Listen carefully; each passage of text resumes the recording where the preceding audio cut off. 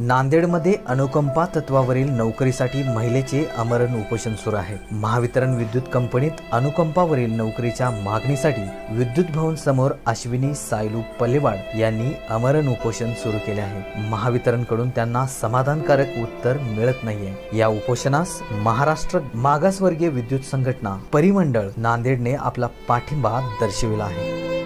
माझं नाव अश्विनी सायलू पल्लेवाड, मी राहणार कुंडलवाडी। अमर उपोषणासाठी बसलेली आहे। 2004ला माझ्या वडिलांचा नैसर्गिक मृत्यू झाला होता, तेव्हा मी अर्ज केला, पण त्या अर्जाचा अजून 2019 मध्ये काहीच निर्णय न लागल्यामुळे मला उपोषणासाठी बसण्याला भाग पाडले। वितरण कंपनीमध्ये मी अधिकाऱ्याकडे खूप फेऱ्या केल्या, तरी त्या सरांनी मला त्याचा काहीच आन्सर नाहीच म्हणून सांगितलं, त्यासाठी भाग पाडलं। मागासवर्गीय विद्युत संघटनेने मला पाठिंबा दिल्यामुळे मी या उपोषणासाठी बसण्यास तयार झाले। मी भाई प्रकाश वागरे, महाराष्ट्र राज्य मागासवर्गीय विद्युत संघटनेचा झोन अध्यक्ष आहे। या महावितरण कंपनीमध्ये जे मयत वारस होतात, मयत कामगाराच्या वारसांना नोकरी देण्याचं काम महाराष्ट्र राज्य मागासवर्गीय विद्युत संघटन करते।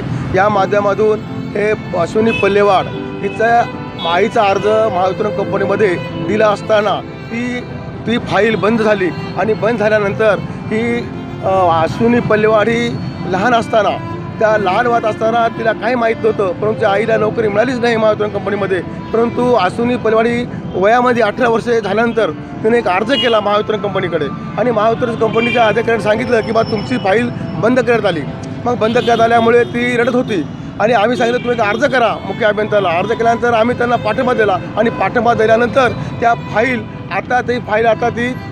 ती चालू करण्यामध्ये आली, म्हणजे तिला नोकरी मिळण्याचे चान्स आहेत, म्हणून ती आज आम्ही पाठिंबा दिल्यामुळे त्या उपोषणाला विद्युत भवन समोर बसली आहे। डी न्यूज मराठीसाठी संदीप भालेराव, नांदेड।